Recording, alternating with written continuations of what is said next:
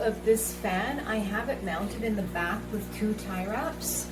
The instructions actually show a mounting for short walls or flat sticks, to be honest, with 3 tie wraps, but 3 tie wraps will not work because the 3rd tie wrap actually pushes the clip up and knocks the fan off of the stand. So you absolutely cannot use 3 tie wraps, but 2 tie wraps has actually been working just fine. And surprisingly, it doesn't go down the pole even when it's at max speed.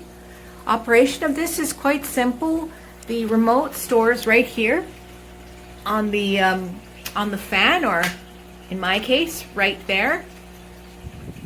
And there are buttons on top for operation, but you can just cycle through the speeds here. There's 4 speeds, or you just keep cycling through until you hit off. And then this is to turn the oscillation on and off. And then they've got the timer function here with... Okay, I have it mounted so it blows right on me. And this is the tiny little remote. And turn it on. There's speed 1. Speed 2. 3.